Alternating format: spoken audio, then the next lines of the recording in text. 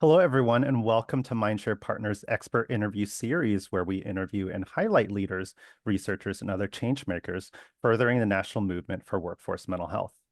In this episode, I'm so excited to speak with and introduce to you Beth Schinoff. Beth is an assistant professor of management in the Alfred Lerner College of Business and Economics at the University of Delaware.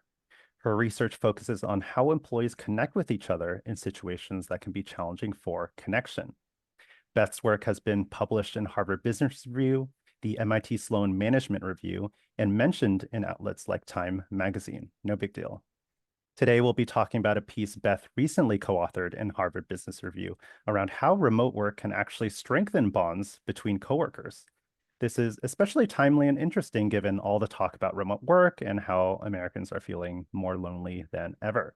So with that, hello, Beth. Nice to have you with us. Oh, thanks for having me. So tell us about your study that was featured in HBR. What were some of the key findings?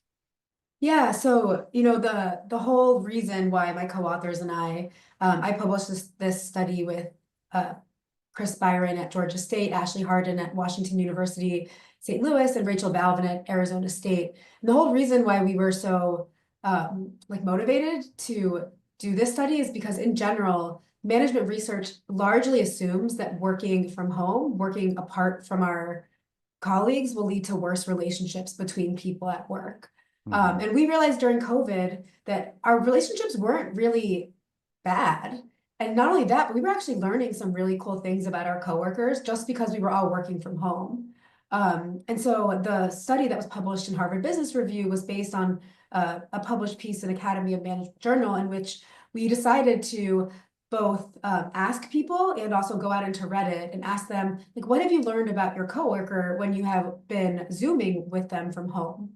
So we asked about 1,300 people to tell us a time when they learned something new about their coworker when they were on Zoom. And then we also scoured Reddit and LinkedIn, and we looked at the comments of videos like, if you remember the guy being interviewed on, I think it was MSNBC or CNN, and his daughter came in, and then the Oh, wife came in and pulled her away. He was like Zoom bombed mhm. during this serious interview. So we looked at all of the comments from that video and just scoured a ton of Reddit boards.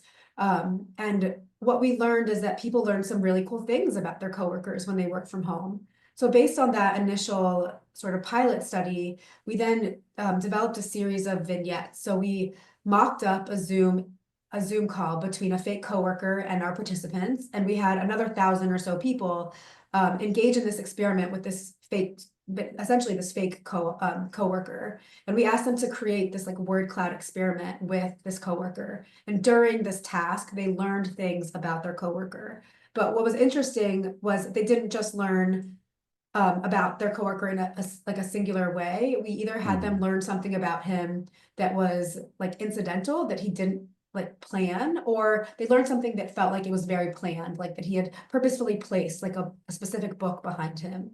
And what we found is that when people learned about their coworker in a very unplanned way, so like a cat like walked into the background, or a piece of rock climbing equipment happened to fall off the wall behind them, which sparked this conversation, right? When people learned that about their coworker in a very uncurated way, it actually led them to want to invest more, both in their professional relationship with their coworker and their personal relationship with this coworker.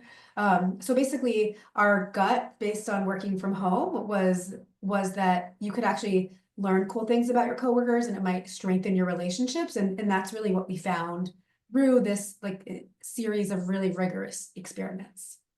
Yeah, so it sounds like it's almost the unplanned connection, the more in the moment, kind of personal, less, scripted moments that really build connection. So say you're a manager or a people or HR leader wanting to build those connections. What are some concrete recommendations you might offer to them?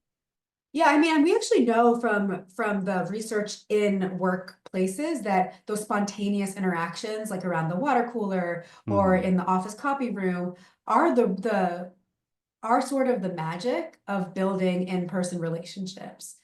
Because what they do is they allow people to talk about sort of their non-work selves at the same way that they're talking about their work selves in a very sort of uncurated way. And so I think what we're saying is that even though you can't have those like random run-ins with somebody. So you can have that same magic on Zoom. It just looks a little bit different. And in some ways, it's actually more powerful because people are in their natural habitat.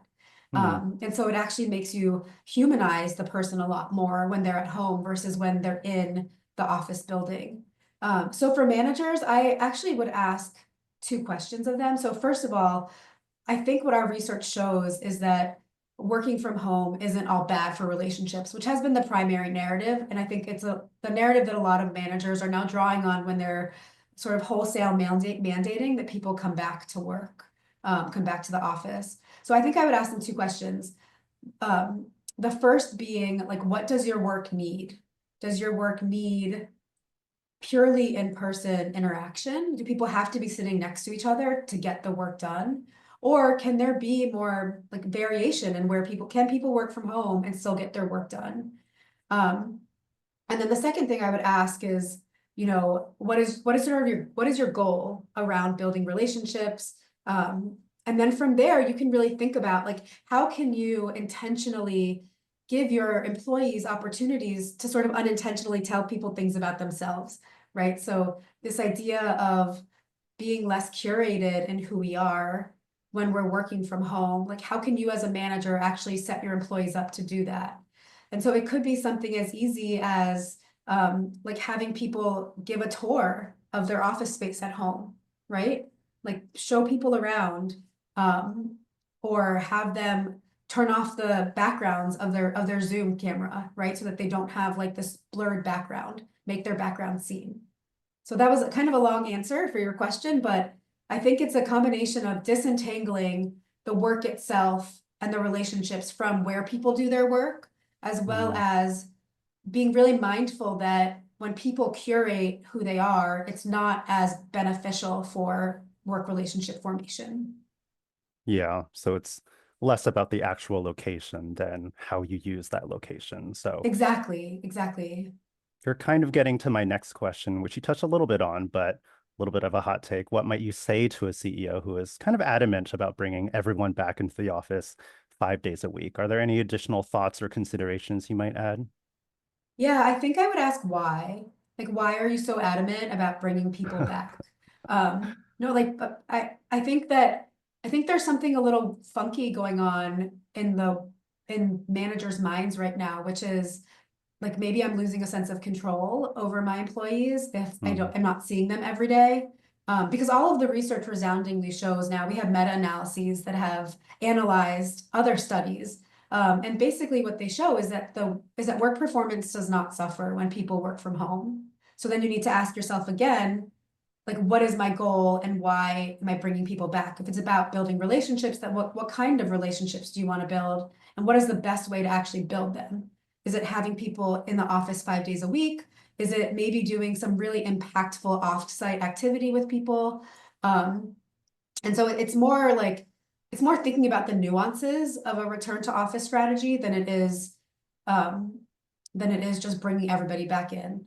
And to be honest, like when I teach organizational behavior, which is the social psychology of employees, I always say I'm really suspect whenever there's any managerial policy that is applying to everybody. Hmm.